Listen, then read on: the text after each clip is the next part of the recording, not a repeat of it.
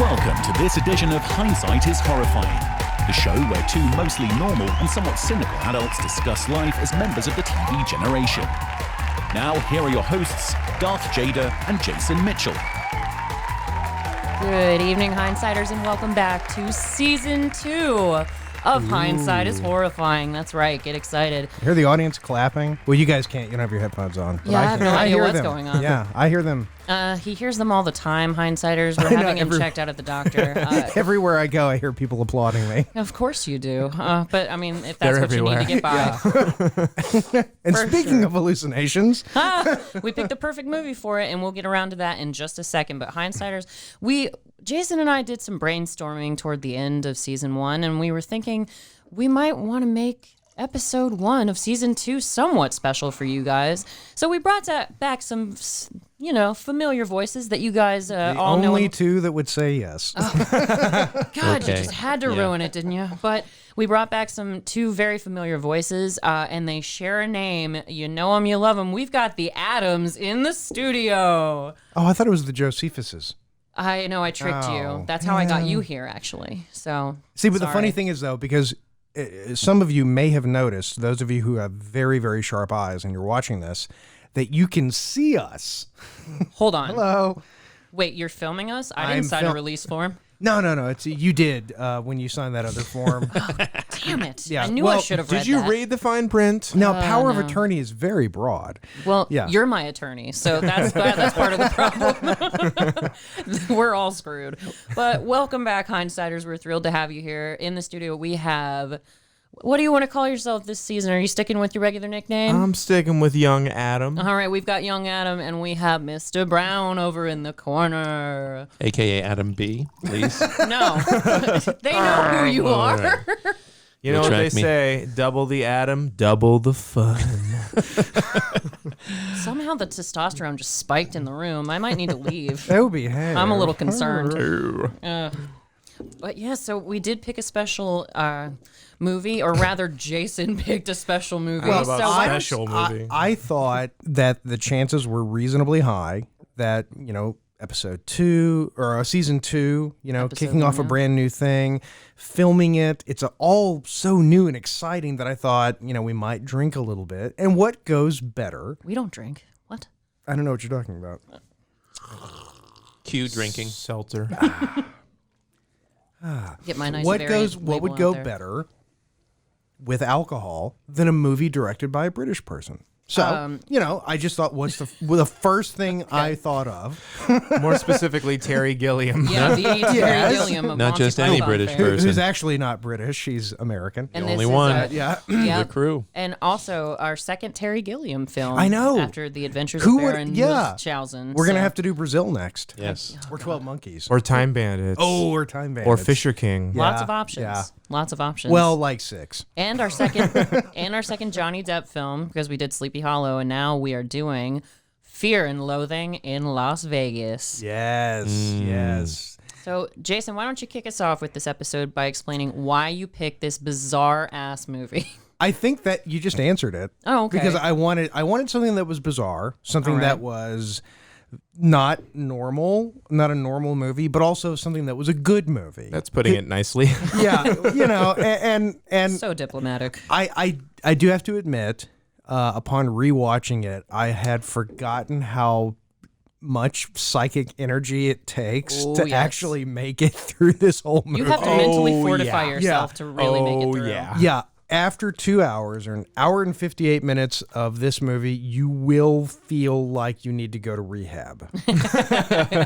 Such was the power of Yeah, Hunter S. seriously. Thompson Yeah, through the acting of and Johnny honestly, Depp. I don't know why anyone would ever want to do drugs after watching this movie. No. I can't imagine either. And it's just, but you have to really touch on how crazy Hunter S. Thompson was with his drug habits, because he was the man with a briefcase full of drugs at any given moment. My arrival was not. Wait, what was the line? My arrival was not well timed. No, it was not. And of course, the famous line that everybody knows when they're cruising through the desert in Hunter Thompson's actual car.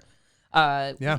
Said we were somewhere around Barstow on the edge of the desert when the drugs began to take hold. Yes. So that's where we really We're kick gonna off stop our here. story. This is Bat Country. I've used that line on so many people, and no one has ever gotten it. I've said, this is Bat Country. And- Bat Country. And people just look at you when you say that, and they don't- Well, they'll get it now. they'll get it now. Yeah. That's the one line that I remembered from the movie from when I watched it for the first time 10 years ago. You can't pull over here. This is backcountry. Bat Country. And he's just freaking out. And then he tells Benicio del Toro, "Oh, I'm starting to hallucinate. Maybe it's your turn to drive." So Well, let's at least he was responsible with his drug use. for those of you in the audience who do not know what the hell we're talking about. Yes. We are talking about a movie called Fear and Loathing in Las Vegas, based on a book called Fear and Loathing in Las Vegas. Mm-hmm. The book was written by a man named Dr. Hunter S. Thompson, God rest his soul. Yes, indeed. Who Hunter Thompson's a hard person to describe. It's easy just to say, okay, well, he's the father of gonzo journalism. But then you go down the rabbit hole with what the hell is What the gonzo hell, yeah. journalism, which even lesser people have heard of. So. Right, exactly. But fortunately, we have an English major in the studio with us here to explain. Yes, I can actually rise to that challenge. So suck it, Jason. Yeah, gonzo journalism is a style that is actually written without claims of objectivity, because when you're a journalist for any sort of news medium, you want to be as objective as possible and just relay the facts. Gonzo journalism couldn't be more different from that. You're actually a part of the story, possibly narrating and participating in it to the point where you can affect the outcome.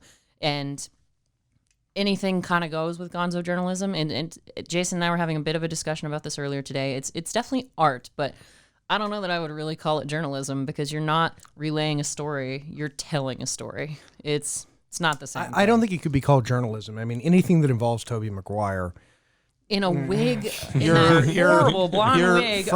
Our friendly neighborhood Toby Maguire. That's right. Friendly neighborhood Spider-Man. As a journalism graduate, I can concur that is the meaning of gonzo journalism. Oh, how hoity-toity! Thank you. Yes. Raise your pinky when you drink that seltzer. And he was only 22 years old in there, but he looks like he's 40 with that stringy hair. That's- Yeah. Strange hair always was threw bizarre. me off. This Yeah. is before Spider-Man. Yeah. Oh, It was yeah. before anything in his life, pretty much, wasn't Yeah, it? it was Yeah, right this- before Pleasantville, and yeah. Had to have been before Cider House Rules, I would imagine. Yeah. Maybe. So the film does it stars Johnny Depp, And Benicio del Toro. and that's who I really want to talk Fat about. Benicio. Benicio del Toro. Fat Menacing Benicio del Toro. Benicio, yes. I think this was actually the movie that introduced me to Benicio del Toro. I think so too for me. He's an underrated actor. What about The He is. Usual Suspects? Was this before The Usual? Well, that was before, yeah. It Usual was, Suspects. yeah. I wasn't I allowed don't- to watch either of them when they came out. I was too That's a young great to have movie. Well, watched he was sexy in Usual Suspects. He's not sexy in this. No. Well, it depends on your taste. Well, to Well, a very I guess that's right? fair. Yeah, That's very fair. There's a very particular demographic them. Benicio, your demographic The loves you. DILF Don't let cam. young Adam make you feel bad. that cannot be a thing. Oh, come on. There has to be. There's a niche. There's a thing for everything. Well, and this is not outside of Johnny Depp's realm, because he was quite the Thompson character of his own when he was a younger man. He would do a lot of drugs and trash a hotel room, and he wound up in the tabloids a lot when he was younger. did? Oh, big time. He was a rocker. He a was a lot rock of people, because Gosh. 21 Jump Street? He was a policeman. yeah. He was an officer of the law. He was a narc. Oh, the irony. But yeah, he cleaned up his act when his children came around, really. That's why he started doing movies like Alice in Wonderland and the Pirates of the Caribbean, so that his children could actually watch some of the things that he was in, because everything else was just untenable for little children to watch. Yeah. So he turned it around. And, you know, he's very... I love this scene. When What scene are we talking about? I know we've got it playing in the studio, and I'm But trying. we know you guys can't see it. I'm trying not to laugh when he's Okay, so what's happening? the valet. He's attempting to valet park Yes. in Las Vegas. in Las Vegas, yeah. Every shot of this is so Terry Gilliam. Oh, it is. It's a trip. Like from the second you're sort of sober and looking in on the story at first when the guys are running on the beach at the very beginning of the movie, and then once Johnny Depp says the drugs began to take hold, the cinematography lends that same sort of viewpoint to the viewer. Yeah. So you feel, it's like you said, Jason, you feel like you're tripping right along with them when you watch they it. specifically, Terry Gilliam and the cinematographer specifically delineated for each type of drug there was a different type of cinematography. So for cocaine, for mescaline, for, ether, whatever, there were specific things that they would do to try to simulate what it was. Not really to simulate it. That's genius. Yeah, it really was. Yeah.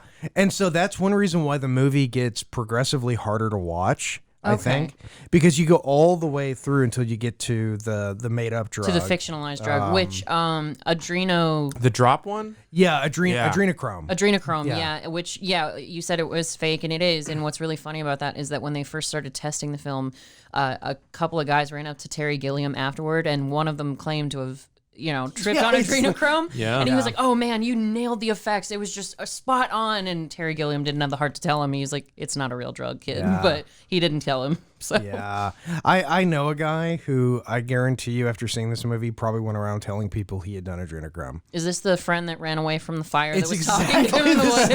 It's exactly the same he was friend. tripping out of the woods. I wonder how many people asked their drug dealer if they had any of it on them. Exactly. After they saw this movie. Do you carry adrenochrome?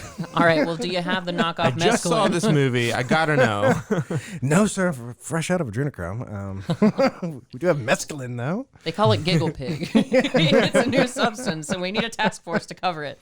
And in case you didn't realize, Aren't you glad you can see this now? Oh, absolutely. It's so you people thrilling. at home, a program note, we are still releasing, obviously, the audio. Yes, of don't these shows. freak out, Hindsighters, and Katie specifically. Yeah. Don't freak out. We're still going to do our audio every week like we do, as you've come to love and expect. But She's thrashing around in a bathtub. Tape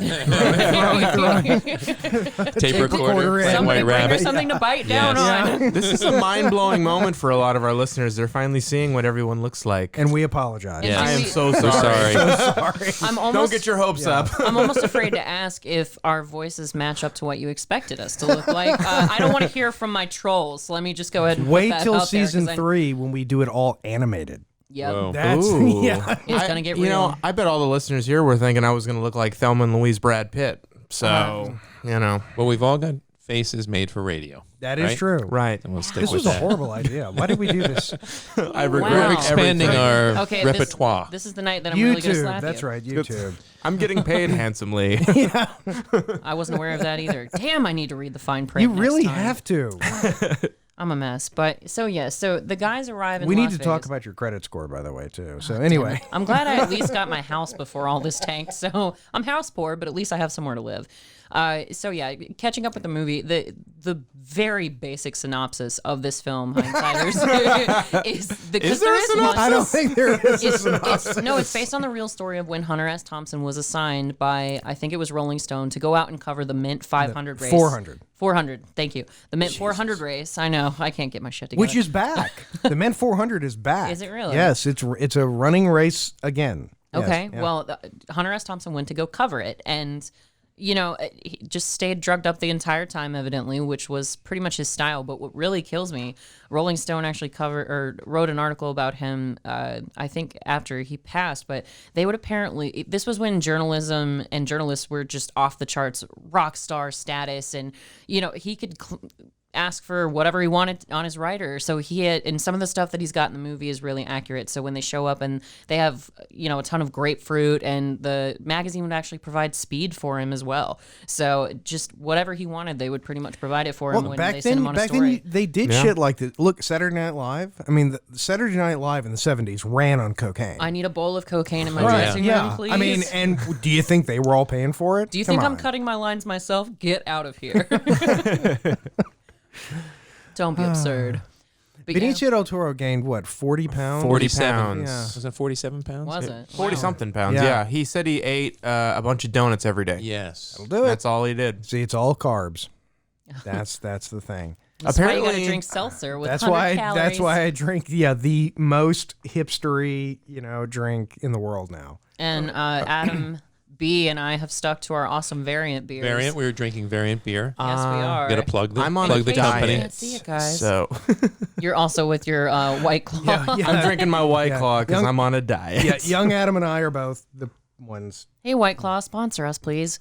Jason and Adam, young Adam, love you. I got a place in White Brooklyn. Claw. Come on, White Claw. That's as hipster as it gets. It's for the millennials. Oh, yes. goodness. And it's not just Zima. I want It's to be just cool, Seema. so I drink White Claw. Yeah. Oh goodness. So yeah, but we've gotten past the basic premise of the movie, and we're well into the point where Benicio and Johnny, aka Gonzo, the faithful attorney, Dr. Gonzo, the faithful. Who was By the way, I attorney, love rather. how whenever he's trying to give advice, he's like, as your attorney. Oh yeah.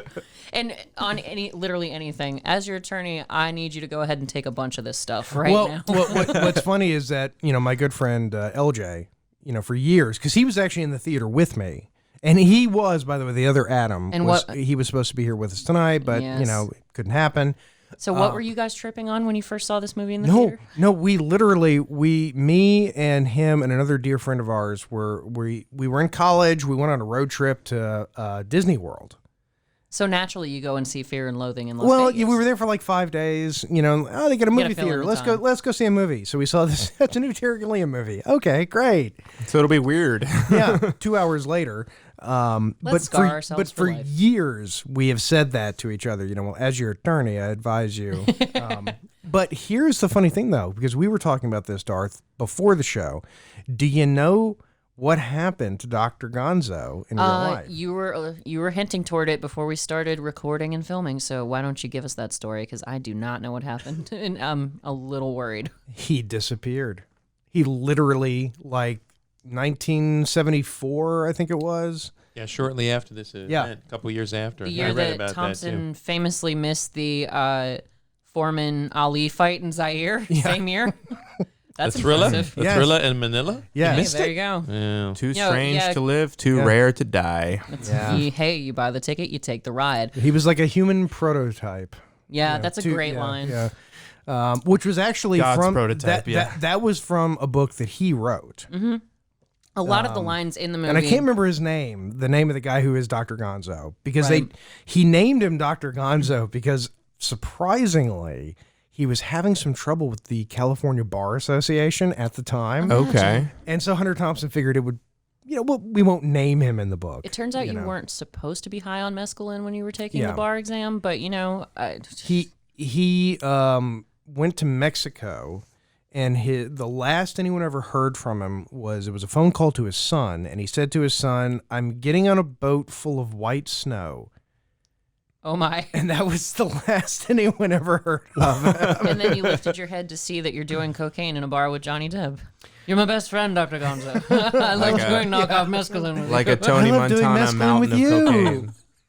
Until you abandoned me with the bar tab and our room tab and everything else, because that's one thing Such that an asshole. Oh yeah, he sucks. He keeps abandoning Johnny Depp at every turn, just disappearing. They both get ridiculously high, and I love the part, especially because Johnny pulls a gun on the poor kid bringing them food and says how they're he had the sudden urge to flee. He said the bill was a factor, I think, because I had no urge money to flee came upon me. Okay, I don't have that part in my notes, unfortunately. I wasn't that thorough this time, but he said, because I had no money to pay for it, our room service tabs had been running somewhere between $29 and $36 per hour for 48 consecutive hours. Incredible. So In $1974 That's or impressive. $71. Wow. But I want to make a filmmaking comment right now, because right now it's the sequence where the motorcyclists at the Mint 400 are setting off. This movie, I'm going to submit to you, as difficult as it is for a human being to sit and watch it, I honestly think it's the most normal of all the Terry Gilliam films. Maybe. Okay. Because if you look at it, there's a lot of just like straight cinematography. but see, Yeah. Oh, filming wise. Yeah. Yeah. It's probably filmed the most normal. Yeah, I mean, if you compare it to Baron Munchausen, for instance, yeah. there's not a single shot in Baron Munchausen that is done That is by the typical. book. Yeah. You know? Well, that's kind of like what you said about Shivers being the tamest of Cronenberg's work, which is kind of like being the best house on a bad block. So, Yeah. I would say that, I would argue that Fisher King is probably Terry Gilliam's Yes. most normal Yes. film in terms of story. Okay. But in terms of maybe some of the filmmaking, at least in the first 30 minutes of this movie, maybe. Yeah, no, actually, you know what? You're right. The Fisher King's probably Fisher his King, most yeah. normal movie. Yeah. So you were mentioning it was difficult to watch. I can imagine it'd be terrifying to watch if you were actually Can you tripping. imagine? That would be I- terrifying. Oh, a story? I have a not a Friend of specific a story. friend of a do friend. tell. Do I tell. heard of a person one I time. have a friend of mine who uses many things, I will say, and he says that this film is exponentially more enjoyable and understandable if you are under the influence. That's what Got I've it. always But isn't heard. everything? well, You can find meaning in it's more anything. relatable. Is Yeah. his name Alan Narby by any chance? I'm just curious. Oh, so nobody gets anonymity. If I took you down, you're taking everybody with you, I Alan guess. Narby, my friend. How You subtle. know, she's not even here to defend herself. Come on. I heard it from a friend. Poor gal. Right now, Alyssa's at home just tripping balls. Oh, goodness. She's got a more respectable career than a lot of us. cleaning So. a revolver. Oh, God. Which Hunter Thompson was a huge gun nut. He was. He was, Big time gun nut. he was definitely into guns. That's not him, I- is it?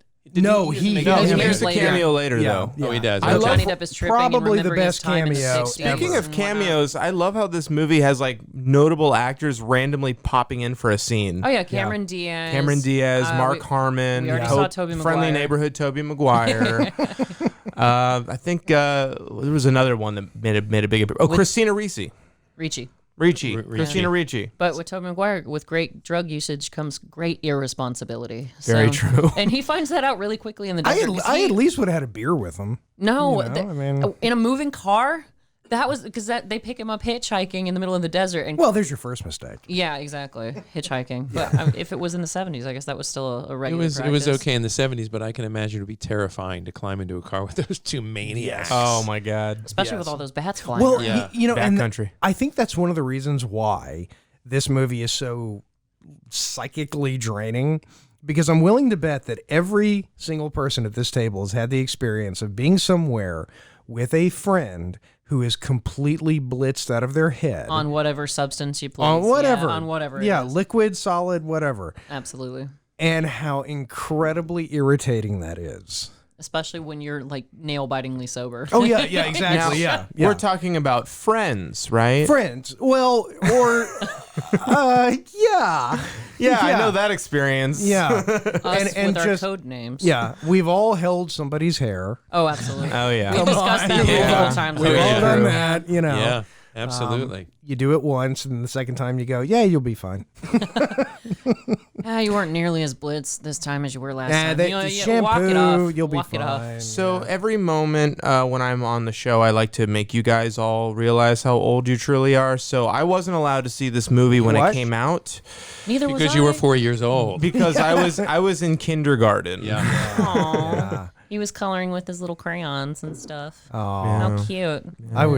I was getting drunk that night in Kissimmee, Florida. Oh, that's the night you spotted that UFO. That makes so much more sense now. No, that was a different UFO. I know. Totally different UFO. No, that was went off your- no, that was the night we were in because we were poor college students. We couldn't afford to stay like at Disney, so we Right. stayed in this place called Old Town in Kissimmee, Florida, and it was basically where all the people who can't afford to go to Disney go and just get shit-faced drunk and ride rides that the state of Florida says, yeah, fine. They were put, they were Sounds put, awesome. Yeah, it's up to you. They were put you know. together by heroin addicts. So Yeah, you yeah. you buy the ticket, you take the ride. And we lived, You we did. survived. You lived to host a podcast. Unless so I didn't, and this is hell. that would make even more sense. It could be. If it's It could be. heaven, it's really kind of I'm just a weak supernatural being that's haunting you, Jason. heaven. I mean, yeah, it's got to be hell. It couldn't be heaven, right? It could be. Come on. Jeez, thanks. I really enjoy your company. Well, I'm just saying if it. And you don't have a pitchfork. You're not sticking me with anything. That's. Life is just Yet. let me have let me have another beer. Another seltzer. life is just a limbo between heaven and hell. At least let me call it beer. Yeah. No. Beer, seltzer water with alcohol in It's it. seltzer water. He spliced it with a little Spiked bit of beer. seltzer water. Well, I got to say, I have the greatest respect for people who can push themselves to the very limit with these drugs and come back to tell about it. I've No never, shit. you know, Wow. I've pushed Yeah. myself academically. I've pushed myself physically. I'm terrified of these kind of drugs. Oh, are you but- kidding me? It'd kill me. Yeah, I just be dead. because you don't know what's going to happen, and they're just pushing the limits, and they live to tell about it. Well, at least one of the two did. Yeah, Yeah. yeah.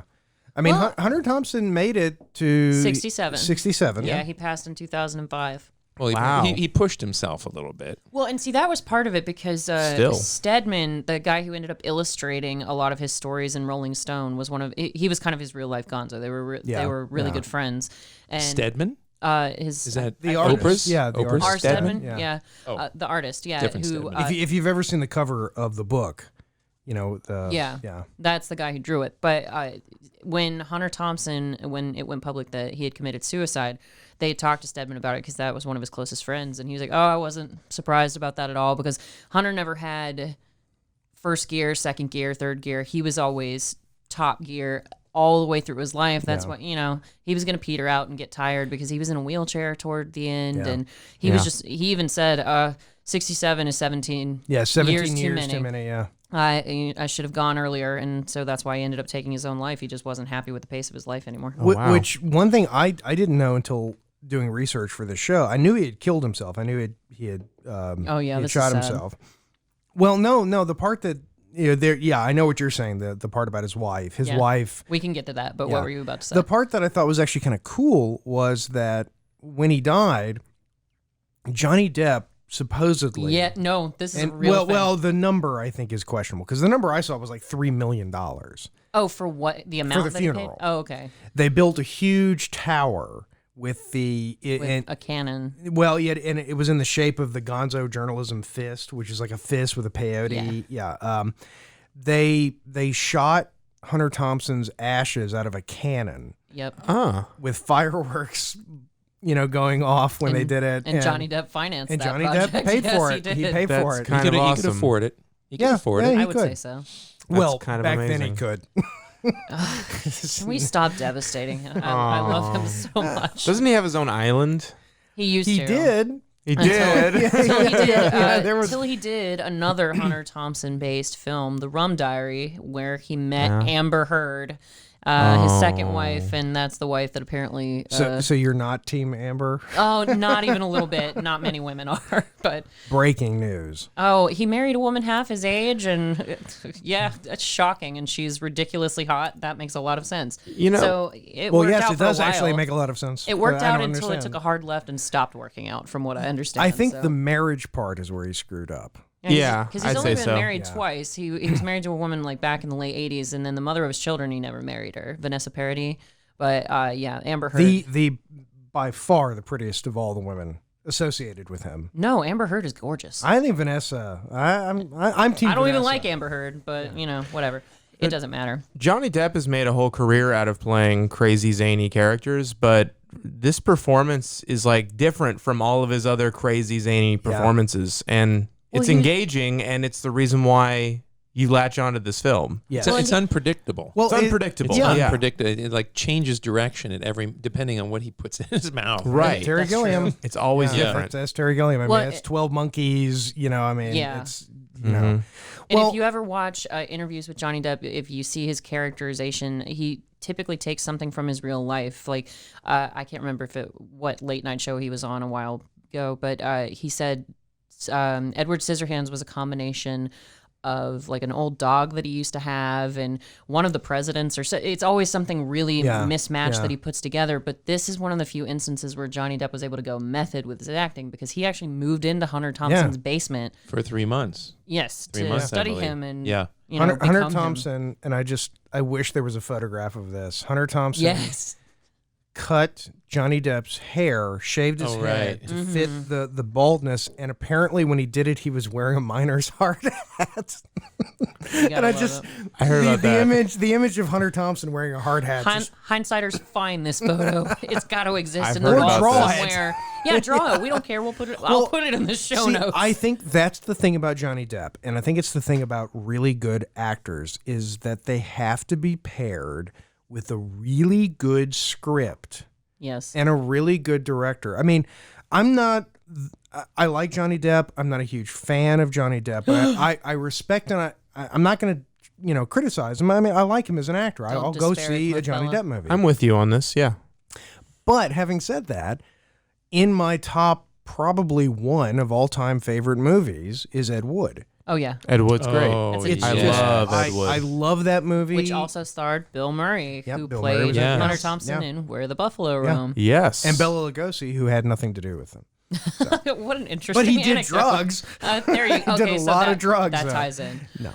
But I think that's sort of the sad thing is that you do have these actors out there like Johnny Depp who, if you could just pair Johnny Depp up in 2020 with a damn good Genius script yeah. and a good director, you could make gold. I mean, I would kill for a movie like this to come out today. I'd go see it. I'd pay money to go see this movie. Just to see the feats of acting. Yeah. 'Cause I think that's kind of sort of what happened to Robin Williams as well. He kept doing these cheesy RV movies and these kids' little family kiddie, movies. Yeah, these kiddie movies that just did not meet his talents at all. And I get the fact that when you're an pay actor, for the it's a summer paycheck. home. Yeah, Pay for the exactly. summer home movie. No, yeah. That's fair. It's a Weekend paycheck. at Bernie's 2 and 3. You know, Yes. you gotta get. Yes. I hate seeing Malibu. Exactly. I hate seeing actors who I know are way more talented than the material they're given, and they're just kind of squandering their talent with these series of mediocre films. Yeah. No, it's horrible. And the problem is that it's that people in Hollywood have gotten it in their heads that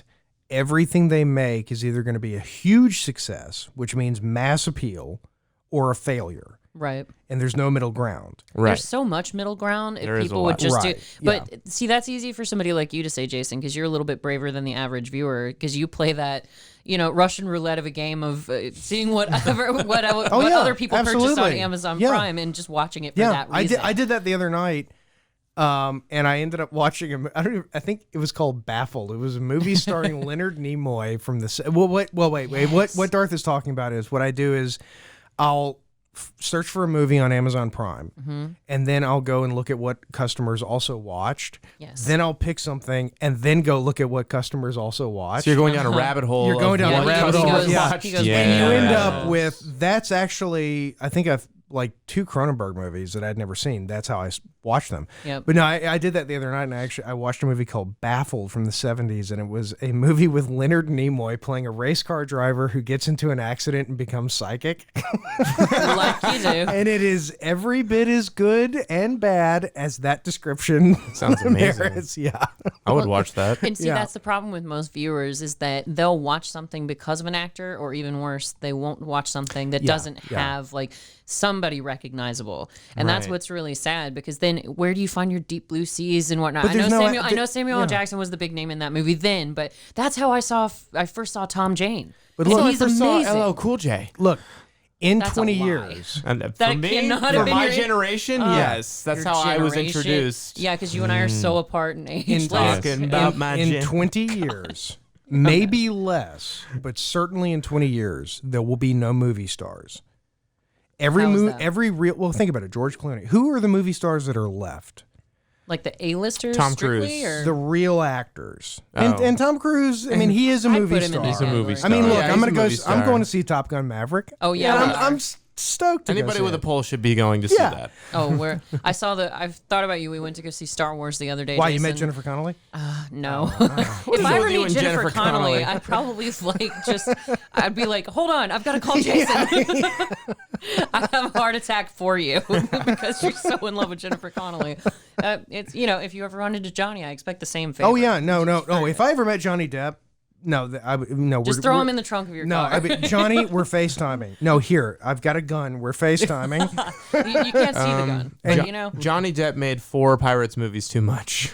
Oh, Yeah, I went there. Yeah, Johnny. you're within reaching Johnny. distance, young Adam. Johnny, if you're listening, How many? disregard that. How many Pirates movies were 5. there? There were 5 of them. He should have There made were one. 5? They There should should have have been made one. and stopped. There Just like the actually- Highlander. There are talks about doing more. Yes, with- yes. As long as they get There a can new only be crew, one. a new There cast. should have only been one.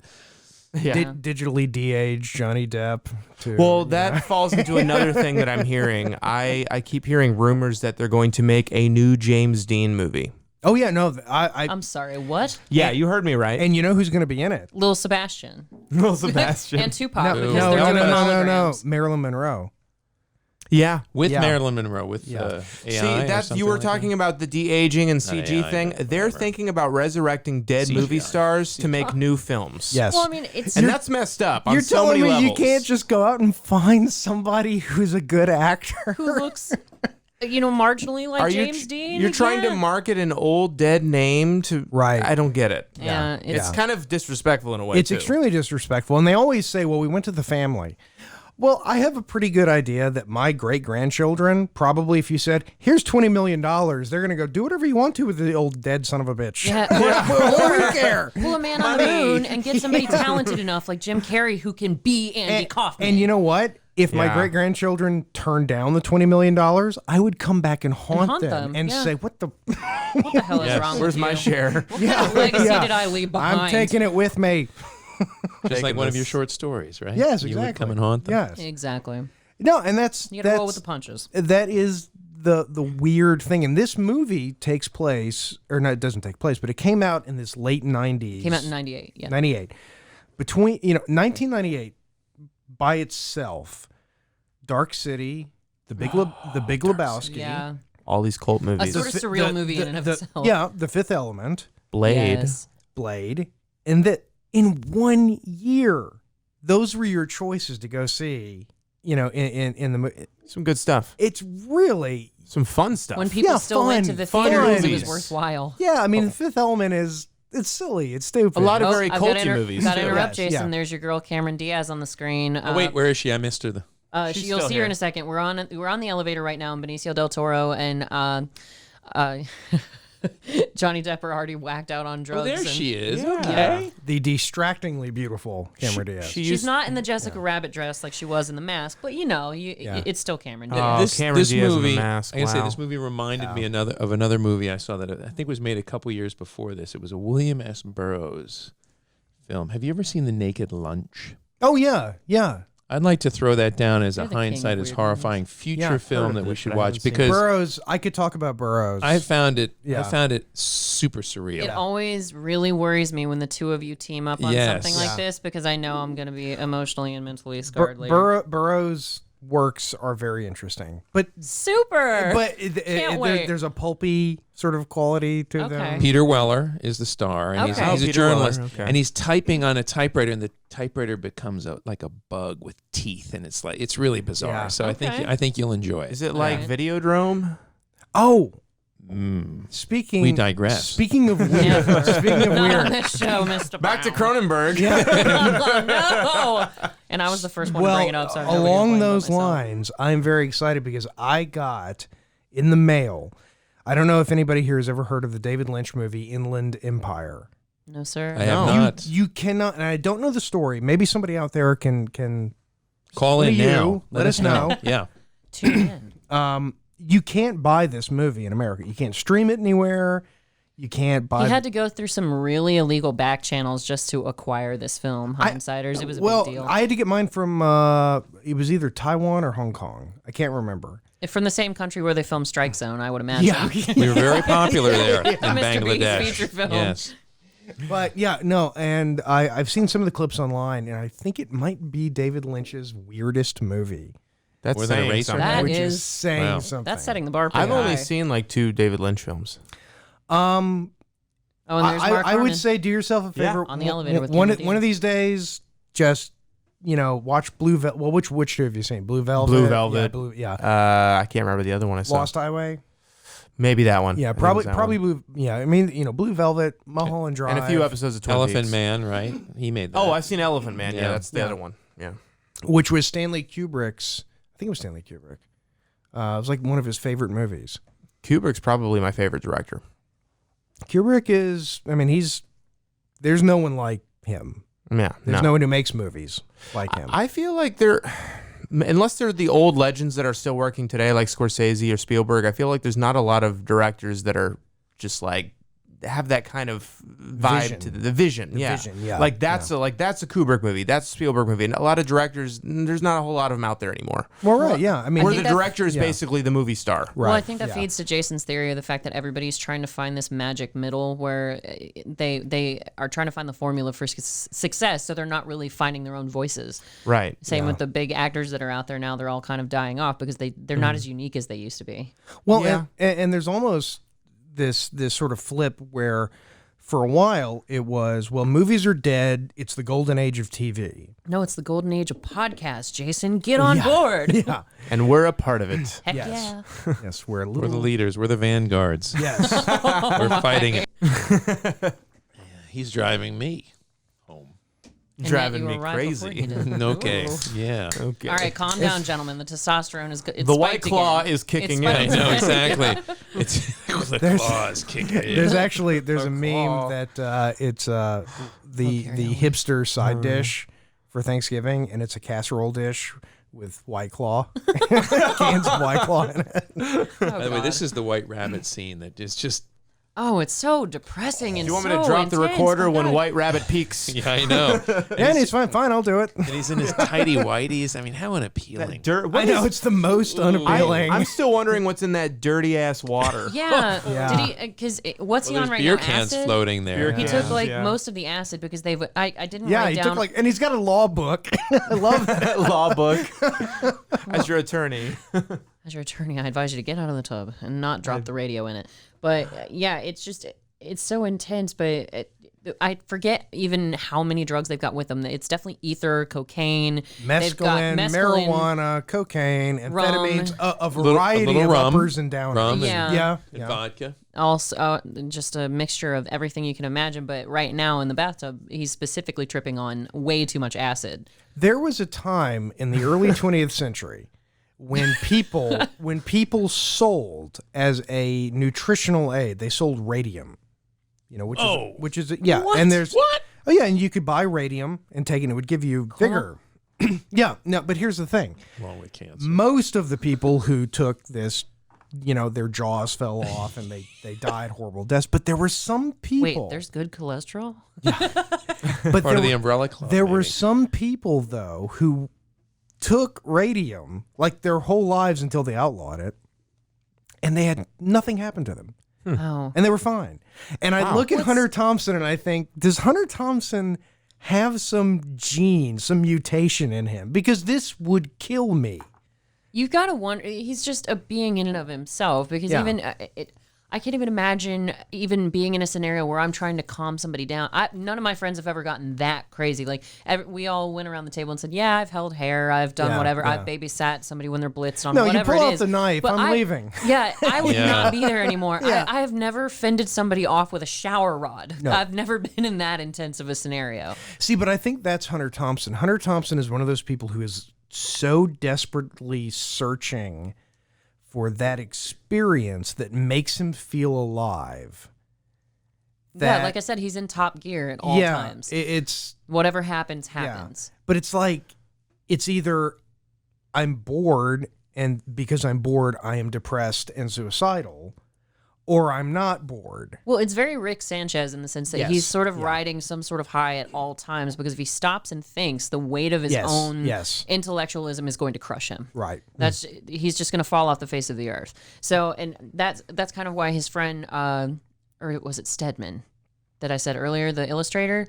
That's why he was like, "Oh yeah, Top Gear or nothing," and that's why he said Hunter never thought that he was going to live past the age of 30. So anything after that was kind of like borrowed time, and I can't even imagine living like that. I've got a friend of mine who, well, I say his friend. We lost touch with each other, but he always said, he goes, "Yep, 40, and I'm done." Wow. And I It's was, just, I it's thought, just the way they're wired.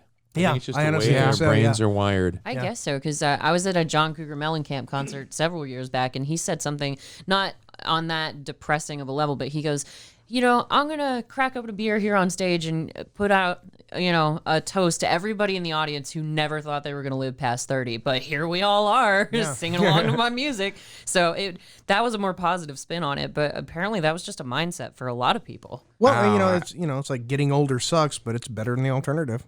Yep. I'm one of the few people, I want to live to like 100. Yeah. Yeah.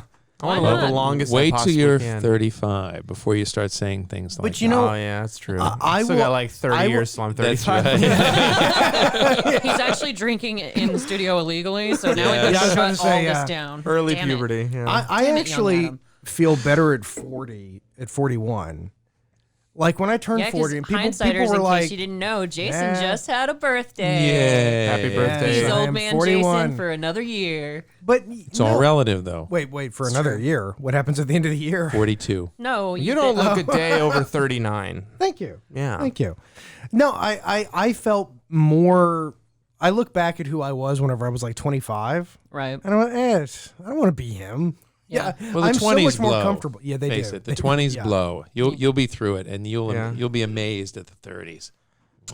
Are the best. I'm Yeah, both scared well, in and that excited. Case, I'm really The right in 40s the are sweet pretty darn spot. good too. If the 30s are good, then I'd say I'm in a pretty good. You are in a good place right place. now. That's good. Absolutely. How are the 60s, Adam Brown? Well, no, I remember the 60s as a child. And they were awesome. See, I told you they've been trying to goad me and trick me, and they're You'll never never gonna, know. They'll You'll never never know that find piece of out. Information. And because we haven't gotten to it, we've already mentioned her. But Sorry, just don't die, because if you do, I'm gonna go look at your tombstone because it'll have the dates on it and go, ha ha. Yes. You can laugh at me then. It won't hurt. Or actually, just piss everybody off. Just put question mark. don't worry, I'm still gonna keep the secret. I'll go out and spray paint "I'm hungry for love" on it, so nobody can see the ears. and I will bail her out when the police arrest her. It's a game plan, okay?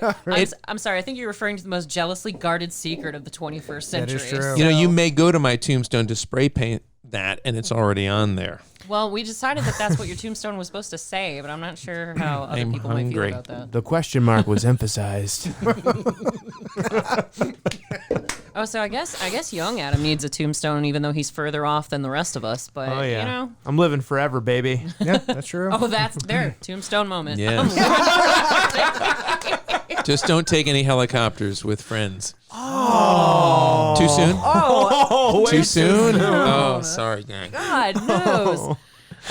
Skittering Can right I, can I past that. just say Oh, on that God. note, I'm glad you said that, because one thing that has annoyed me in the past week is that it was Kobe Bryant, his daughter, and some other people. Oh, I thought about that the whole time. Just Some insignificant other humans. Some right? normies, you know. Right. Regular help. civilians. Yeah. Oh, jeez. Oh, Like, yeah, I think for those families, they're much more concerned. They're much Yeah, more devastating. Yeah. yeah. Good Lord. Well, even it's even just all about Kobe. It's not even really Kobe and his daughter, depending Right. on who you're looking at. Well, and on Instagram, have you seen all the people who have, like, pictures of Kobe and his daughter with, like, halos and stuff? I'm like, come on. I mean, look, it is a terrible thing. It is a tragedy. But don't act like all of a sudden you give a shit. Because Well, you didn't no, give a shit 2 weeks ago. And okay, Mr. B, I know you and I will know this joke. My thoughts and prayers go out to everyone. I'm Well, suddenly yes. on Thoughts and social- prayers, of course. Thoughts and prayers. Of course, thoughts and prayers. And I had to do that because that at least gives a time stamp for this podcast. So 20 years from now, when did they record that? Oh, they can map it back Topical. to the day. Yes. Yes. Keeping When it did that topical. special come out? Yeah. Yeah. It was recorded when I was a young man. 80 years from now, you'll be sitting in a space station with your grandkids. Yes.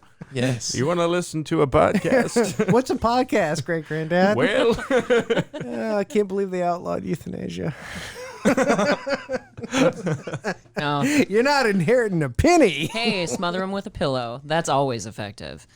But yeah, so where are we in the movie now, gentlemen? It's hard to keep I men's love room- this the scene. men's room The red scene. flannel shirt scene is what Yeah. I call it. Yeah. Oh, and this is the part because Hunter Thompson himself There's a great is line about to after make his this. cameo. By the way, 'cause- that's Flea from Red Hot Chili Peppers. Oh, is that Flea? That's Flea from no, Red Hot it Chili. isn't. It is. So he was That's he was amazing. in this and The Big Lebowski. Yeah. Yeah, And in the Back same to the year. Future. Yeah.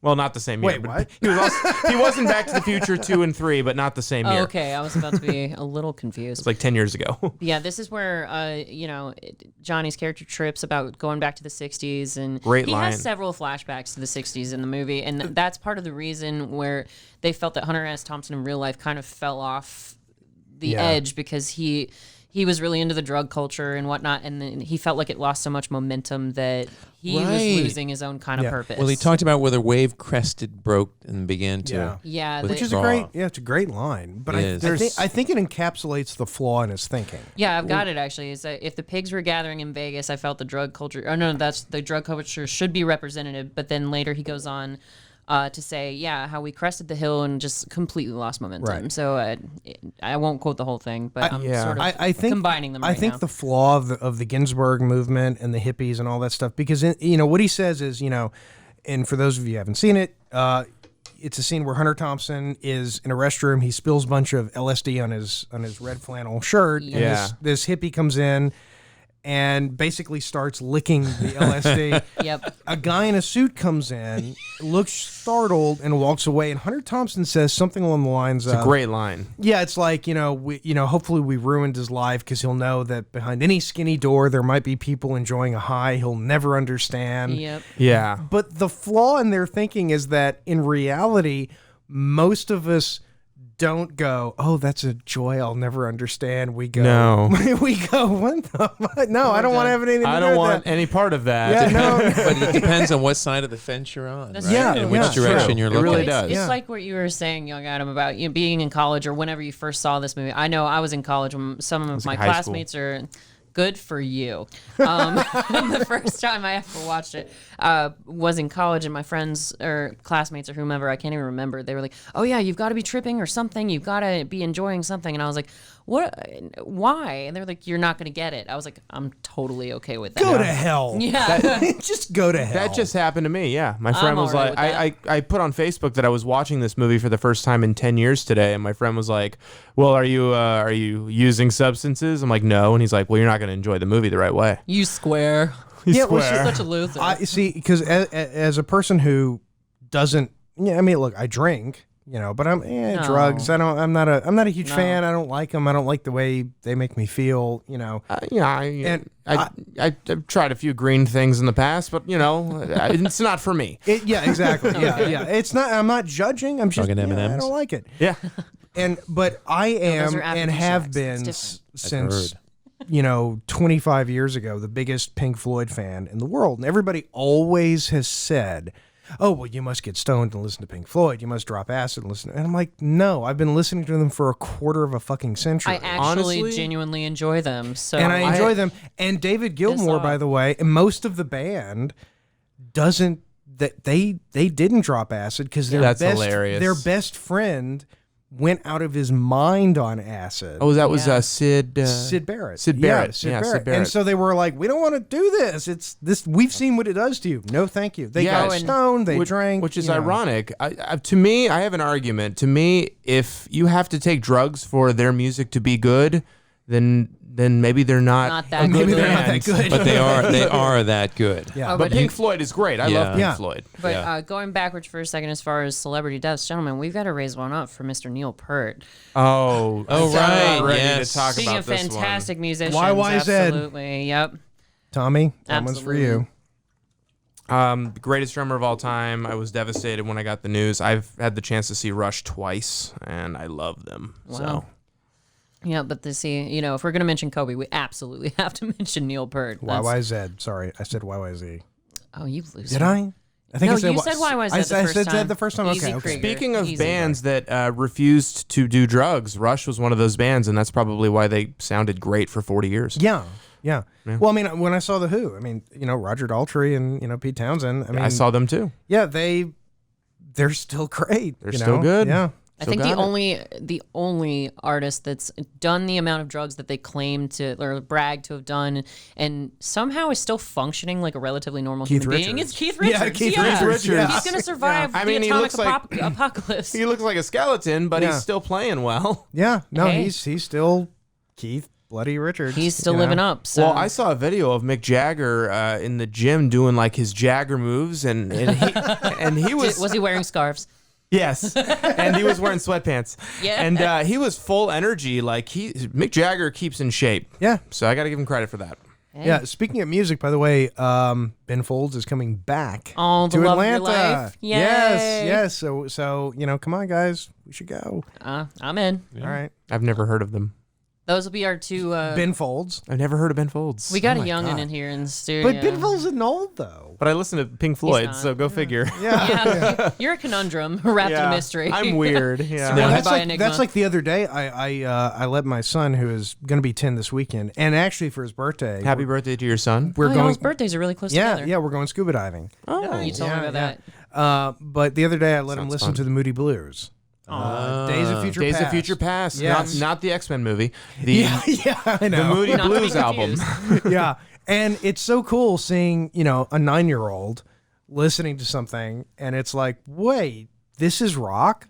I'm like, yeah, this is rock. It's a good album. And see, your it's a- kid's yeah. exceptional though. He's very smart. He's very self-possessed. Don't so- tell him that though. Oh, David. It'll we'll go bleep to this his out. head. Yeah. Don't feed Yeah. his ego. No, he's when he can. Why not? Because we had the my several ego. people over the other day, and David was the single child in the entire sea of adults, and he was just totally cool hanging with all the grown-ups. Unlike this fool in the corner who can't stop pointing out how old everyone is.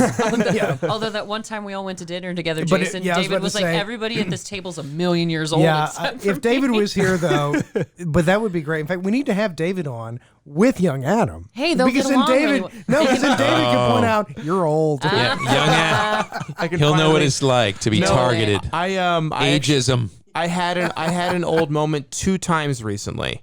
I went to a party and someone was playing Bye Bye Bye by NSYNC, and I looked at this little girl who was dancing, and I said, "Oh, this song came out when I was your age." She looks at me and she's like, "Oh my god." And then I was talking to another little boy. I think he's Why are you hanging out with all these little children? He's in a play with me. He's in a play with me. Do we need There's to take action? there's professional reasons. And I said, "Have you ever seen the movie School of Rock?" And he's like, "I thought that was only a TV show."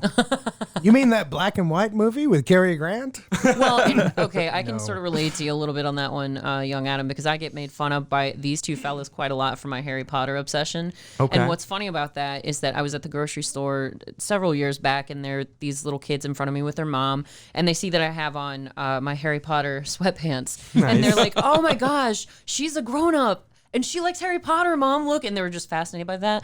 And the lady unintentionally made me feel old as hell because she was like, "Yep, see, she would have had to wait for all the individual books to come out." And I Oh was my like, God. "Thanks, Mom." Oh, man. That's helpful. She remembers coming soon, Harry Potter. Yes, I do. I remember I did have to wait for the books. But that's the thing. yeah. See, you would judge how old you are by saying what movies you saw in the theater. Yes, this is true. When you were a kid? But What the you problem remember is, Tim Curry from or Alan Rickman but the from. problem Yep. is that now, if you even bring that up, the concept of what do you mean you went to the theater and saw it? Yeah, that's a very old It's sentence. like, Well, less and less people, they've done studies, less Americans are going to the movies nowadays. that's why they've a lot had to of people would introduce just alcohol rather and better food to Yeah. draw people in. a lot of people would rather just stay home and stream. well, and it's true because the sad thing is though, the movie experience, sitting in a nice cushy chair, leaning back with a beer, that's so great. If I'd had that when I was, a kid.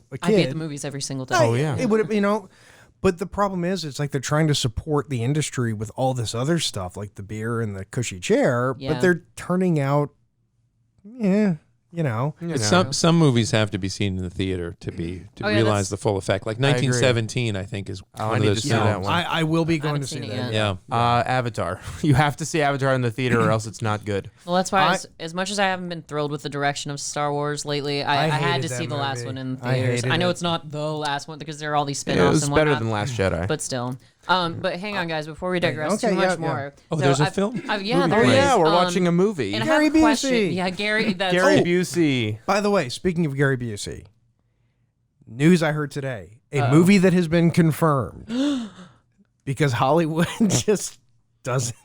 They're out of ideas. Lethal Weapon 5. Yeah! It is. No. It's Mel confirmed with Bring Mel Mel and back. Danny. That movie should have come out 20 years So ago. in. Now they both can say I'm getting too old for this. Yeah, Oh! I don't know. Well I played, just saw well the played. second. Not second. Sorry, third. I just saw the new Jumanji movie, and Danny Glover was in it, and I was sitting there like, Danny Glover is not gonna. He's too old. He's gotten too old for this shit. He That's the literally problem. has. So, but Well, hang that was on. like when Louis Gossett Jr. was on. He did a guest spot on Psych, Okay. and it was. So hang on. Before we move off Gary Okay. Busey, I'm confused. He's obviously not Mr. Joshua. No, Mr. but it just Joshua. it reminded me of Lethal Weapon. Mr. Oh, Joshua. okay. Yeah. I thought you were saying that Gary Busey is coming back with the I movie, wish. and I was just like that. I was really excited for Like a a second. cyborg Gary Mr. Joshua. Busey's Yeah, Gary Busey's Hey, cameo in Krieger this brought is him so back to good. life. Yeah, the Borg. yeah. His Just 'cause- cameo. That's what I was going to ask. He needs to take a nap. Did I you know love that his last line was improvised? It's really lonely out here. I'm not surprised. Can I have a quick kiss before you go? Was it really? It was completely improvised, so the reaction from Johnny Depp is genuine. Oh, I love that. Well, so I've got a question about this. So, young Adam, you brought up an interesting perspective on Jingle All the Way, where remember the masterpiece, the fight. Yeah, your favorite movie. But the fight scene where you brought up, it might be a matter of perspective. So maybe Arnold and Sinbad are really just having like an old man slap fight, and his kid is seeing it as something so much more epic with jetpacks and real action and fighting and flying. That's my theory. I wonder a lot about this movie, Fear and Loathing, for that reason, because they're on drugs. So as I saw this movie, I'm like, half of this is not, nearly as big and grand as it seems to be. Right. Yeah. Because they did. Well, I mean, just him driving through the rest stop, and it's like this horrible rest stop. I mean, maybe it wasn't. Maybe people are just paying could attention have all been to in him, his and he's head. so apparent. Yeah. Because they don't offer you a relief perspective in Fear and Loathing. You never really see what's actually happening. You just see what's happening to Johnny Depp and how he's experiencing it. Yeah. So, but in Wolf of Wall Street, they did a really good, interesting perspective on that because Leo is tripping on something. I can't remember what. And when he drove the car. He drives the car. I love that and scene. That's a great scene. Yes. It's like an action sequence in his head. He drives the car. He gets to the country club. He accomplishes his mission. It's great. And then, he's like slithering on the ground with his face in the cement when he leaves the country club. And you're like, oh, that's what really happened. And he sideswipes like 20 cars driving down the street. I'm so glad that you brought that scene up because that, to me, is the main... I don't want to get too much into this right now, but the main problem I have with the movie, I like that... With which movie? With this movie, Okay. Fear and Loathing, is... I wanted more of what they did in that Wolf of Wall Street scene you were saying. I wanted them to show what Johnny Depp was experiencing in this movie. And see what really and then happened. cut to what's actually happening. Because But it wouldn't be a Terry Gilliam film. It wouldn't be a That's Terry the Gilliam. thing. Yeah, I agree with you. I agree with you. you but have to wonder. And in a weird sense, like I know Pirates of the Caribbean came out in 2003, well after 2003, well after this. But Captain Jack Sparrow and this character, Raoul Duke, have a lot in common in the sense that that's kind of their superpower. With Captain Jack Sparrow, it's the rumors and the hints of his legendary escapes and and whatnot. the fact that he's basically Keith Richards. Yeah, he based that character partly on Keith Right. Richards. Isn't Keith Richards in... His father. No, His father. Yeah, his father. Yeah, you're right. Yes. Sorry. Yeah. But You should watch these. You should. I'm not Yes. a fan. You should know I've more never about really them, like. yeah. Oh, I just made myself sick saying that. Ugh, I can't. Should have made one. Shut up. But no, but in a That's weird. the pull quote. Should've. That's it. That's the tombstone. Should have made one. Should have made one. I'm gonna live forever, baby. I like that one better. But in a weird sense, those characters have that thin, relationship where it's the drugs in this case, in Raoul Duke's case, where it's like, oh, I'm so legendary and I lived this grand story, and maybe he didn't really. Yeah. Kind of like with Captain Jack, you find out, oh, he didn't really strap together these tortoises and like fly off and swim away. No, a rum runner ship picked him up. Like that. That's really what happened. Something in the scene that we're at in the studio, Johnny Depp is getting rid of the big red shark. Yes. Because it's too, the cops will be looking. Too for showy. it. Yeah. Yeah. And he's got a huge Cadillac land ship. Yeah, and this quote goes right along with that because he gets on the phone with Gonzo, and Gonzo's suddenly stone cold sober in an office, and he's like, "You're supposed to be at this other hotel right now. Where the hell are you?" My favorite scene with Gonzo is that scene. And he wrote where he's stone cold sober. The only time he's sober in the whole movie. Yeah. And so Raoul rolls up to this hotel and said, if the pigs were gathering in Vegas, I felt the drug culture should be represented as well. And there was a certain bent appeal in the notion of running a savage burn on one Las Vegas hotel and then just wheeling across town and checking into another. Yeah.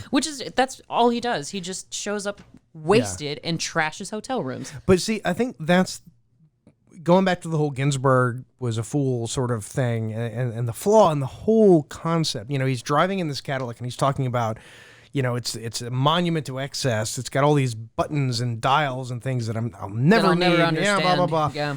And it's like, well, that's not an objective truth. No. That is subjectively speaking, yeah, okay, fine. That's true. But there are people who genuinely like that shit. And it's not, that I think that was where the hippies failed. Was that, well, if you like that stuff, there's some moral deficiency. Right. And it's not a moral deficiency to like crap like that. I want the big, huge Cadillac. Well, that's fine. It doesn't make you a bad human being. That's what makes you happy. Cool. Yeah. You do you. Yeah. Very true. And of course that scene is followed up by the scene with the principal from Twin Peaks.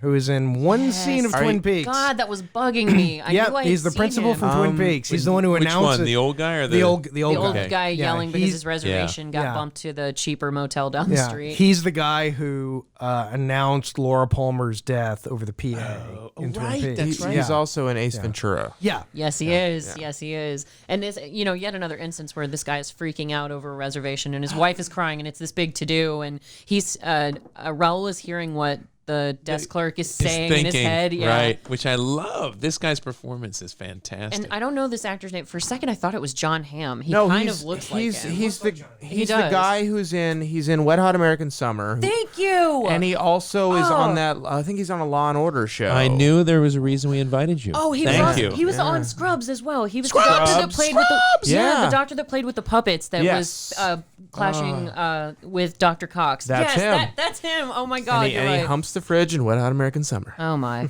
yeah. I just didn't recognize him, and I'm not even being insulting. He's been bald for quite some time, so I didn't recognize he's him with usually this bald. weird hairpiece that they've He's got on kind in of a the movie. comb over. I think at does. this point he's young Seeing enough. Johnny But it Depp was the bald is so 70s. weird. You could have hair. You could have any kind of hair you wanted in the 70s, and still get laid. Yeah, if Dr. Roger proves that to it was, anybody. And I can prove that because I had an afro in high school and I didn't get laid. So I thought you were going to say something about your parents. No, sorry. stop it. If I move, they can't see me, hindsighters. I don't know where Yes. this is going. Hello. Yeah, so they get to the... But I love the way Johnny Depp walks. He's almost like a monkey or I was something. going to ask, did way Hunter he's- Thompson really walk like that? He must have. I Was think he bow-legged did. as all must get have. out? It's almost Yeah. like if Charlie Chaplin dropped acid. Yeah. Yeah. No, it's Captain Jack Sparrow Oh, on that's a mescaline movie instead we- of rum. Yeah, That's fair. a movie we should have done. Oh, yeah. We should do Chaplin. We The can absolutely- biopic? The Robert Yeah, Downey the Jr. biopic. one? Oh, the okay. biopic. Okay. I've seen every Chaplin movie. See, I think he did because when they did the Hunter Thompson character on the Venture Christina Ricci. Brothers, which I don't know if anyone here has ever seen the Venture Brothers. I have not. I know of it. Okay. Negative. There's a character on that show who is Hunter Thompson, and he walks the same way. Well, he must have walked that Interesting. way So, in that case. Well, I'm thinking if Johnny Depp lived with him for 3 months, he had to adopt his characteristics. Oh, yeah. So my sense is the performance we see here is love- Hunter S. Thompson. I think it is. I don't think Johnny Depp would have done it if it wasn't authentically. I mean, much better than probably. Bill Murray. I would give it more to Oh, Johnny yeah. Depp. Oh, than yeah. Bill Murray. Absolutely. And I need to we see are that at this version. we are at this creepy moment with Christina Ricci because we it's very creepy. because the first thing that happens is she's in a room alone with Benicio del Toro, and when Raul walks through the door, she just starts gnawing on his leg. She's also a minor. Yeah, she's a minor. Very young. And they're just feeding her LSD and keeping her tripped out. And it's, Dr. Gonzo has a bed sheet on that has sort of a saffron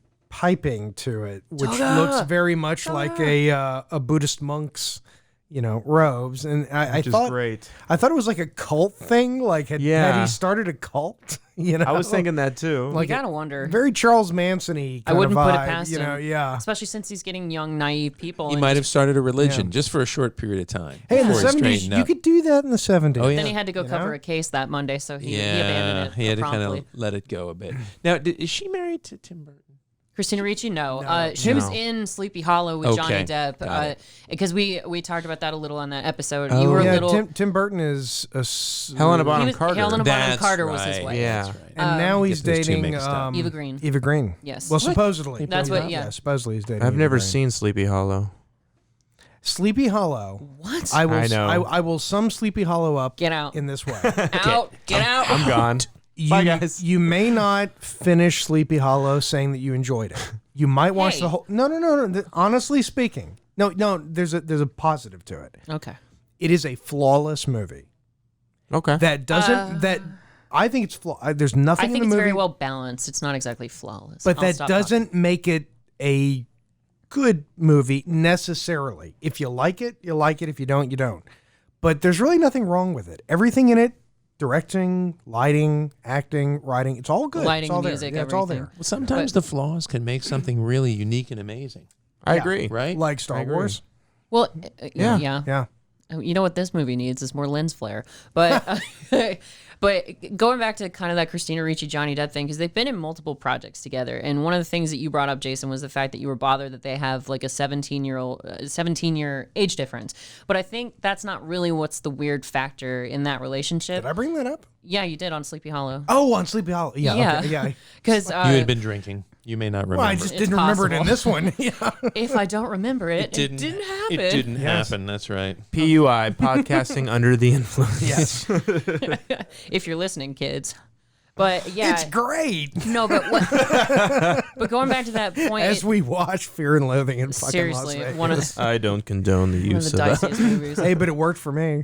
But with their age difference, I think what's really kind of strange about it is the fact that Christina Ricci met Johnny Depp on the set of Mermaids when she was 9 and he was 27. So that to me is what makes it weird, because Oh, that's a age little difference weird. in Hollywood That's a lot is weird. Now just a you're getting thing. into like Highlander, like he met her as a little girl, Yeah. then he was her lover. Yeah, Some Woody it's- Allen shit. It's, Yeah. it's very Anne Rice, Yeah. like Louis and Epstein didn't kill himself. Topical, boom. I have to go. You know, this goes back to Chaplin, who would marry 17 and 18-year-old girls. Yeah. Hey, way to bring it full circle. Yeah, thank you. But, yeah, so that, and then she winds up in this movie still kind of underage, just gnawing on his leg. So they just got a Oh, weird. come on. Who hasn't had a girl gnaw on their leg? I love it. I don't see any hands raising, and none of the Yeah, exactly. Hindsighters Yeah. do I either. mean, yeah. So yeah, the weird thing to contend with the relationship between Johnny Depp and Christina Ricci is not so much their age difference, because in Hollywood that's all over the place. Yeah. Yeah. I don't have any personal feelings about No, this it's at all. just- it's yeah. No. Anyway. No. But seriously, in Hollywood, you've got like Ashton and Demi. Like, I think Madonna's dating a 26-year-old. So Yes. Yeah. is she dating you, young Adam? Because aren't you 26? No. You're not dating no. Madonna. He's 25. Oh, okay. No, so, yeah. I'm not 26 Get yet. knocked off the board. But no. But the weird thing with Johnny and Christina is It's just a number. Age. you knew I was gonna catch that. I'm older than you think. We try. Well, that's adorable now that you're backpedaling. He's so cute. Yeah. like a little puppy. He is. But anyway, yeah, the weird thing about their relationship is that they met is not their age difference, it's the fact that they met when she was 9 years old and he was 27. That Mr. B, that would be like us meeting when I was 9 and you were. Yes. Insert integer here. You're right. No, but that does make it weird because Aha. So it is an integer. It's a symbol of some sort. Yes. I'm one step closer. it's not a negative number. You'll never know. But yeah, no, that's true because they do have that history, It's got some very and you can recollect that history, and that makes it a little uncomfortable. Yeah, Yeah, and it's it just does. That's what makes. I remember bouncing you on my knee. Oh No. God! Now let's go have sex. And now let's bounce you in another way.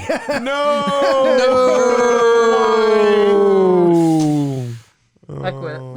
On video. I'm gonna bounce you on my knees. No, all right. Okay. Moving on. No, but in Sleepy Hollow, I think they did a good job of making it way more innocent than that. So anyhow, I opened this can of worms. I have nobody to blame but my damn self. Moving on. But this is the part of the film where he takes that imaginary drug that never really The existed. adrenochrome. It's a Adrenochrome. damn shame it's not real. But I do which love. is like Look at him. I mean, it's like drawn Benicio from the is just pituitary flipping out in the gland of a background. dead person. He turns into like T-Rex hand guy. Well, and the story behind it is even shady as all get out too, because Gonzo's talking about how he acquired the adrenochrome because one of his clients couldn't afford to pay him in money, but he offered him this controlled Adrenochrome. substance that was like pure mescaline type something. Yeah, well, and Johnny Depp said something like, because he got to review the original notes Okay. that Hunter Thompson kept when he was Right. actually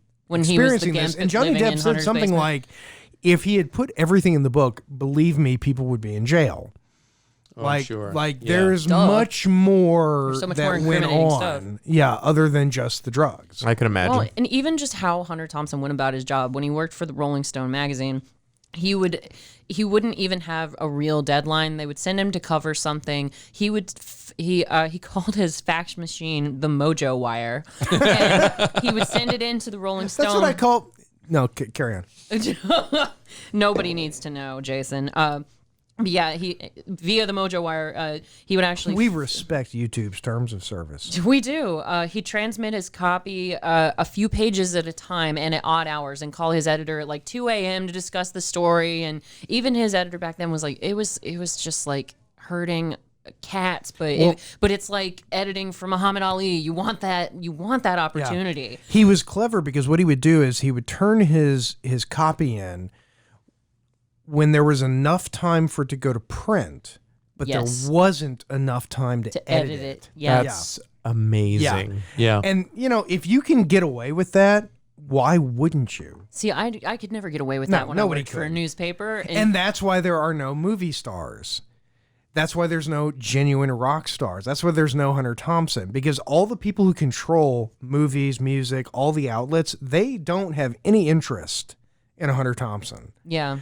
Because we want people who, we're going to get them, we're going to get their stuff, do what we want to with it, put it out there, and if they don't like it, we fire them and get the next person. Well, and I think there's a careful balance to that too, though, because even on Caddyshack, you had these legends like Chevy Chase and Bill Murray running around and getting ripped every night, and then call time was getting later and later in the morning, and it was pissing off the other actors, it was costing production, like, it was a bunch of things, and so you have to be able to sort of ride the high, as it were, and find a balance where you're still able to do your job the next morning, I guess. And not ruin it for future studios are businesses. They don't want to make classic movies that will be on AFI in 100 years. They want movies that will make a reasonable return on investment as soon as possible. And this was not one of those movies, Fear and no, Loathing in Las Vegas. No, it really not wasn't. even. Although it sold a lot of copies of books for Hunter Thompson, though. Well, so yeah, he it did caused- good off of it. I found out who he was through this movie. Yeah, same here. A lot of people did, and it was because he was just a rock star, but he was a shooting star for a while because he was really famous and he was new. He invented gonzo journalism, but then he started getting harder and harder to work with. His writer required the speed and the grapefruit, like I mentioned earlier, but he would, go to Zaire for a huge, epic, legendary fight, and he was too drunk in the bar. He stayed in the bar the entire time and got too drunk to cover it. And the thing is, we would today go, I don't give a shit about the fight. I want to hear about what Hunter Thompson was doing. Yeah, I want somebody to have been writing about that. The fight, whatever. There's like 7,000 people covering Let's it. read about another wacky adventure with Hunter. Exactly, yeah. And you still get references to his work to this day, including it's a little dated, but Gilmore Girls, they were talking about, Hunter Thompson, you got to be a risky journalist. He didn't just write about the Hells Angels. Well, the he put Venture you Brothers, in those bikers' heads. they based an entire character. It is Hunter Thompson. No, it is. Do you guys know why he was kicked out of the Hells Angels? No. Why? Because- he got drunk too much? No, they all got ripped together. They were all doing drugs, and he was so familiar with them by, at one point, one of the bikers who was beating his wife, Thompson called him out for it, and the Hells Angels just stomped the hell out of him for it. So that was the end of it. But I got to read that book. That is the book I want to read. Yeah, no, I was saying that the other night at home. I was like, of all the things that I think I could really follow as far as Hunter Thompson's literature, I think that might be my best shot. Because every Fear and Loathing, it's kind of like the whole beatnik thing. It gets on this train of consciousness, and you're just like, all right, where the hell are we going with this? And I get, it's like the jam band of writers. You just never know when the hell it's going to end. Yeah, it is. It's sort of the Grateful Dead, which, Right. let's be honest, 99% of the people who say they love the Grateful Dead don't really. They love how that makes them look to other because people. in all honesty, but it makes you feel good to say you like them. Well, yeah. It's like, I love the Grateful Dead. Yeah. But realistically, most people can't listen to Name more than 3 of their songs. Well, 35 minutes of one guitar solo, Yeah. So interesting little Easter egg for the listeners here who are fans of this movie. If you want to see Johnny Depp reprise this exact character for 2 or 3 seconds, watch the highly underrated animated film that Johnny Depp starred in a few years back called Rango. And in the movie Rango, he's flipped up in the air on a busy highway, and there's a bunch of cars going really fast down the road, and he lands on a bunch of different windshields of different cars. He hits the windshield of a car, and it's none other than Raoul Duke.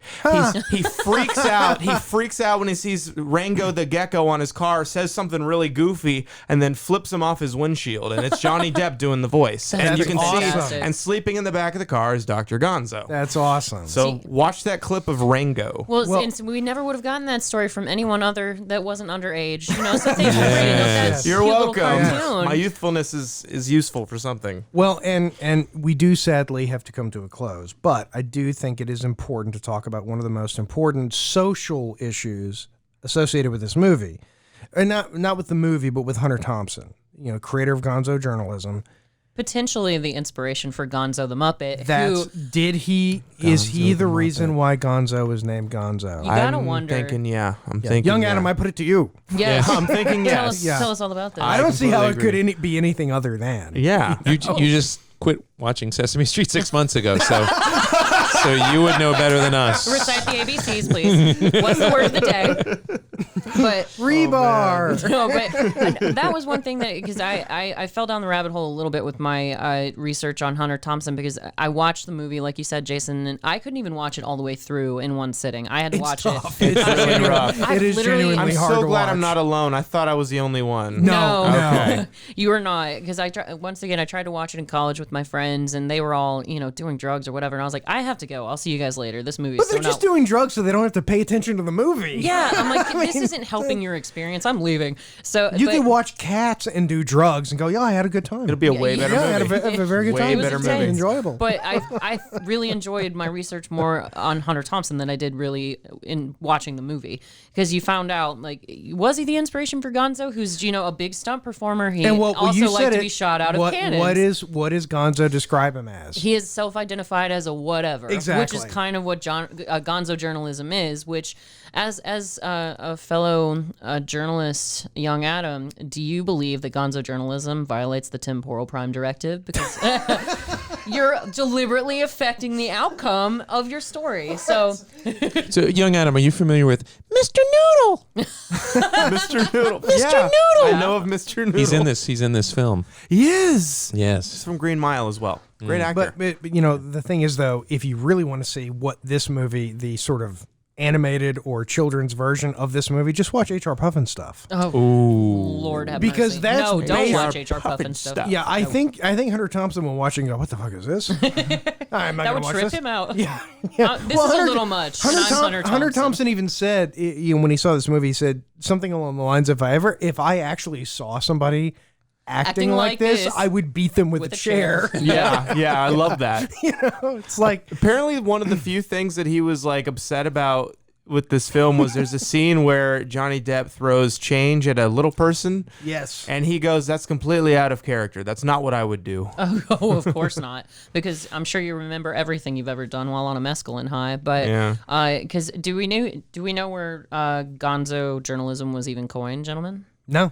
I'm guessing Bestow us. Rolling Stone. I feel like it would be. It was a piece that another writer commented on it, or another editor, describing kind of what they were doing with Hunter Thompson, kind of letting him run off his own leash. And he just said, I don't know what you're doing here. It's totally effed up, but it's totally Gonzo. Okay. And that's where the word came from that really okay. coined That makes the sense. movement I love that it. Hunter Thompson started. He didn't even coin the term himself. Let's stick with that. Yeah, Thus that works for That's me. the name Dr. Gonzo. It is. And I guess if we are winding down, what are our final thoughts as far as, because it doesn't necessarily sound like any of us watched this movie as children specifically. No. But No. I would make the argument that I was still too young to have watched this movie when I was. first did, because my God. I guess I was too young because I was actually in college and in an environment where I could get my hands on pretty much whatever I wanted. Ooh. So maybe maybe there is no right time to watch this. I don't think there is for anyone, really. But I don't, no, there's no right time to watch it.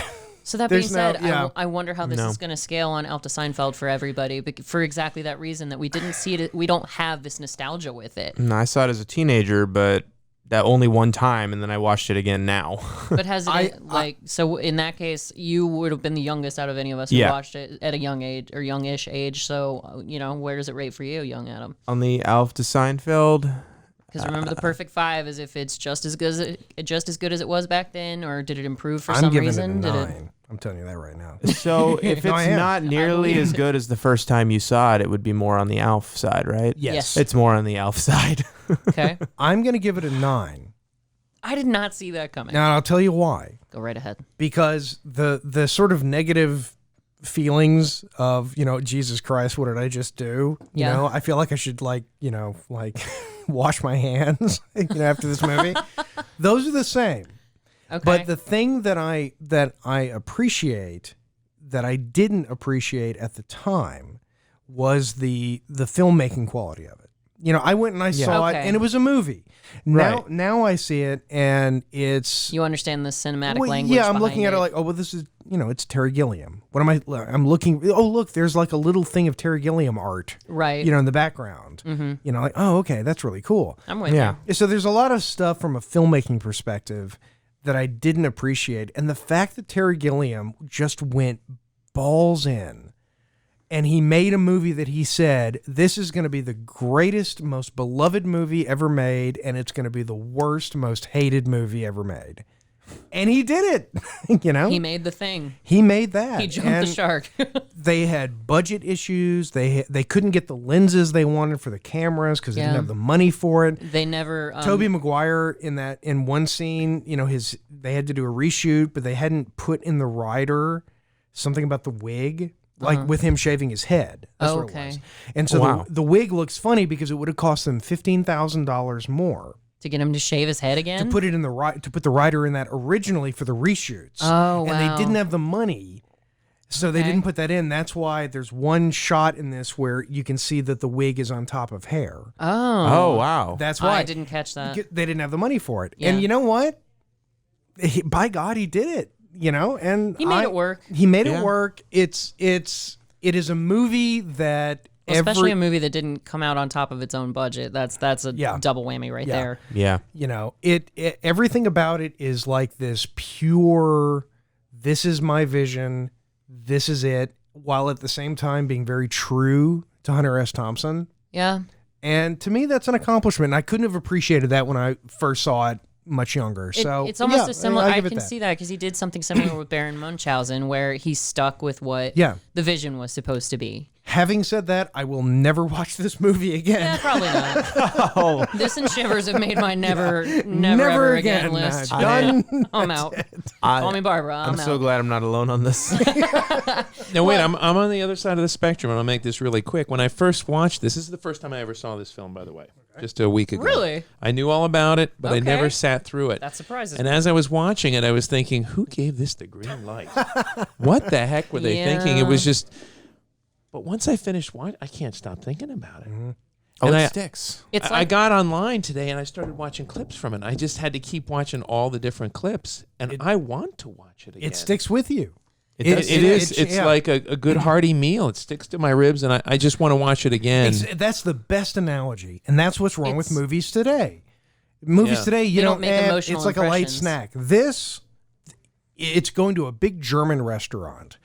And if you like German food, great. And if you don't, but you're full Right. Yeah. when it's over. Oh, yeah. You know? And you're Yeah. thinking about that restaurant Exactly. weeks later. Yes. See, to Yes. me, this movie is more of the emotional equivalent of being completely sober. You're not doing anything wrong. You're driving. A cop is suddenly behind you, and you get super nervous.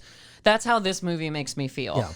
It's just like, I know I'm not doing anything wrong. I'm literally just watching Johnny Depp and Benicio del Toro. But act you like feel that way. You feel like you're doing something wrong. I feel like I'm doing something wrong. I hope my boss doesn't find out about this, Yeah. or I'll be emotional- fired. What are you doing? Pornography. I'm watching porn. If someone rings the jacking doorbell it. right now, I'm going to hide under the covers. Like, absolutely Oh, you not. missed that one. I gave that one too. Sorry. I didn't hear it. Just jacking it. Cyril Figgis. Anyway. Just twiddling the pooter. Okay, so we've had such a bad influence on this poor kid. Oh, Contributing to the delinquency see of a of minor. America. Yeah, at least we didn't feed him LSD like Benicio and Christina. But I feel Feeding like a minor See, LSD. that's why it makes me feel guilty. That's when we watch Return to Oz. Oh yeah. That's when we bust out the Pink Floyd. Been my hoping to friend. see that one. So, The Wheelers. then, Mr. B, what is your grade on Alf to Seinfeld? Well, I'll tell you, when I first watched it, it was Alf. Okay. Now it's getting close to Seinfeld. right. It's a spectrum. It's a transition. And I'll watch it one more time, and so I'll get back to you Yeah. later. But I have to say, I really appreciate it. Get now. the, Yeah. Yeah. Wait a year or two.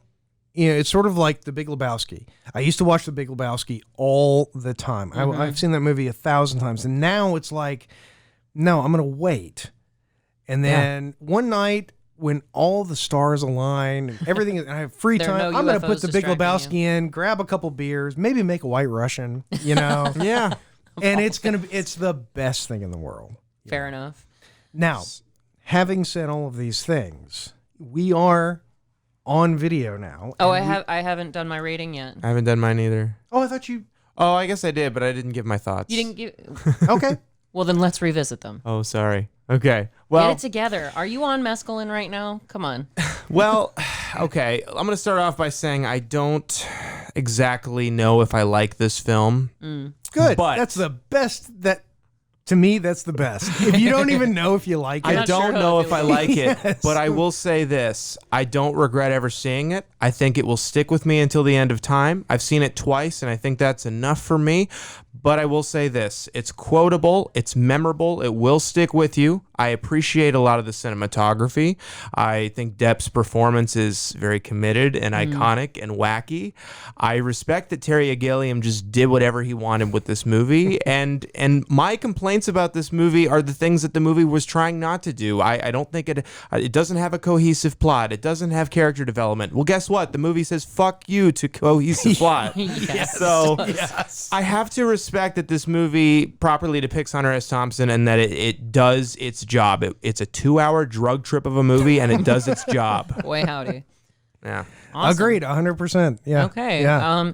In that case, I'm surprising even myself with my grade. It went a little more Seinfeld than I expected it to because, like I said, I struggled when I was younger to watch this movie, and I just couldn't sit through it. It was a little too disturbing, and I was very green going into college, so this was just way off the deep end for me, Yeah.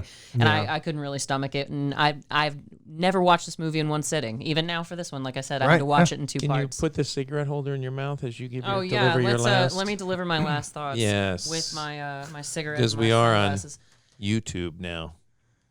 Yes, Not we are, my- listeners. Not my tube. And I've got to get out of here quickly because the drugs are beginning to take hold.